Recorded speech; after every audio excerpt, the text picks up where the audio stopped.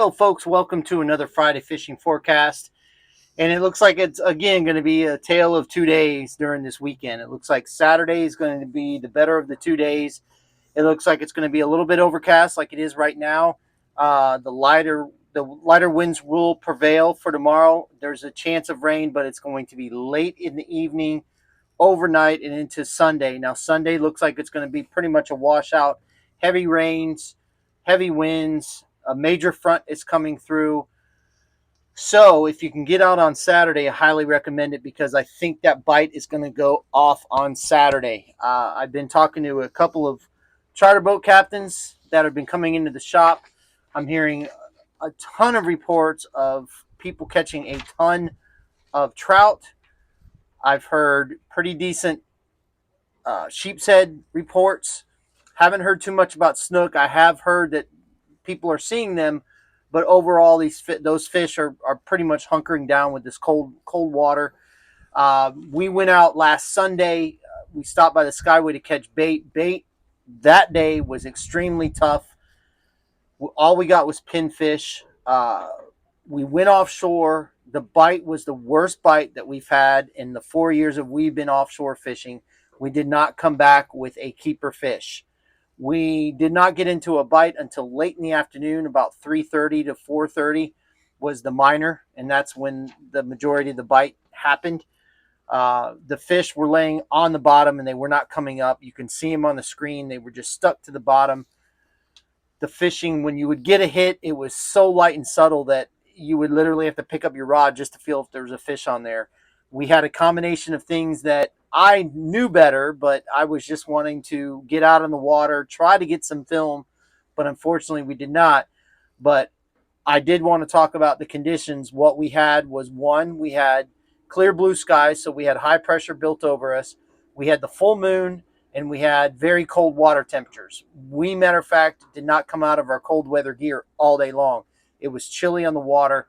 So the fishing was extremely tough. We were definitely on fish. We caught some fish, but nothing like we typically do.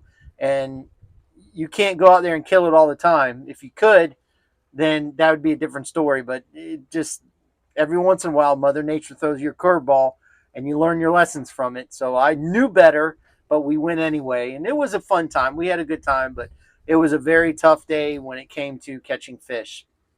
So let's go ahead and talk about what we have in store for the tides and schooners for this weekend. On Saturday, we have a negative low tide at 10:07 a.m. at a negative 0.2 foot. Then we have a high tide at 4:40 p.m. at 1.2 foot.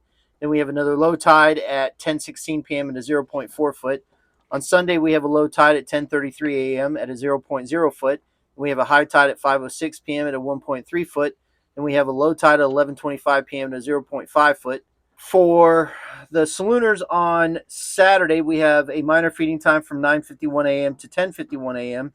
Then we have a major from 3:28 p.m. to 5:28 p.m. Then on Sunday, we have a minor feeding time from 10:18 p.m. to 11:18 p.m. or a.m. I'm sorry. And then we have a major feeding time from 4:07 p.m. to 6:07 p.m. So there was a lot of people online last week talking about how bad it was going to be offshore on Sunday. And I kind of wanted to talk about that because there was a combination of swell, and then there was a little bit of wind first thing in the morning, but the wind was going the opposite direction of the swell. Now the swell was about 3 foot, and we were heading directly into the swell, and we went out about 27 miles an hour because we timed it just right because the swell was about 8 seconds apart, 3 foot, 8 seconds apart. So we timed it right. We go up and go down. It made it not bad at all. I was going about 32, 33, and we hit one wave that kind of didn't launch us, but it was close. So I backed it off a little bit to make it more comfortable. Once we got out there, it started laying down, and we actually ran 35 miles an hour in, which is typical running for me because I like to run at a cruise speed that saves me fuel and overall just comfort. And it was absolutely beautiful coming in. It lay down, and there was, once we got to about 3 miles out, it literally laid down like a lake. So if you're looking at the maps and you're trying to decide if you're going to go out or not, now it depends on the size boat. If you see, like, let's say 3 feet every 8 seconds, it's doable.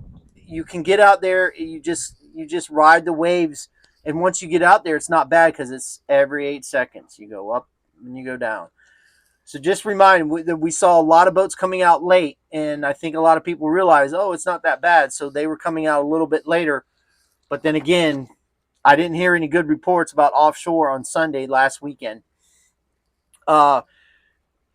So just remember that if you see offshore, if you wanted to go offshore and you see that long interval between the waves, just take that into consideration. On Saturday, of course, it's going to be the weather's going to be good until very, very late in the evening into the after overnight time. Sunday looks like it's going to blow and it's going to be no good. So I would just kind of pay attention to that. If you're looking for live bait, we've got it here at the shop. We've got pinfish, we got whitebait, we've got shrimp. We just ran out of fiddlers, so we don't have any fiddlers. The fiddlers, once it gets cold, they bury themselves, and they're very, very difficult to get. So we don't have any fiddlers, unfortunately. But shrimp catch sheep's head just as well as fiddler. I've never caught a shrimp on a fiddler crab, to be honest with you, or caught a sheep's head on a fiddler crab. So let me re-say that. Another thing I want to talk about is now red grouper is open. We really had Sunday to get out and go after them. I'm going to go out tomorrow and fish inside the bay and target red grouper. But I've been looking into this gag thing, and I got to tell you that the more I look into it with this whole NOAA thing, and it just came out yesterday that NOAA has been trying to shut down offshore fishing in northeast Florida. And Governor DeSantis was like, "No, we're not. No, this is not gonna. We're not gonna let NOAA do this." So hopefully, we can start contacting the people up in upper government and talk to them about this whole NOAA thing with the gag grouper, because they're coming out, and if you dig down deep enough, you can find where they readily admit that the MRIP survey is 30 to 40% off. Now, that's publicly admitting that it's 30 to 40% off. So I would bet that it's probably even higher than that. So I'm going to dig some more into this and try to find out, because I think it's a travesty that the gags are closed. The gags have been on fire right before the fronts. They were unbelievable. So I think that there definitely is I know that there's a problem with their survey and how they get their numbers for these gag groupers, as most of us know. So I'm going to dig more into that and see what else I can find. I'm fortunate to where my wife is a professional Googler, so she helps me with that kind of stuff when I'm looking for public record stuff, but it's kind of buried in the sense a little bit, so you kind of got to look for it a little bit. But anyway, we're going to continue to work with that and see what we can find. Again, if you guys are looking for live bait, we've got it here at the shop. We're open at 5:30 to 5 every single day. I just want to say thank you for all of the support. We really, really appreciate it. Can't say that enough. Fish more, catch more, and we'll see you on the flip side.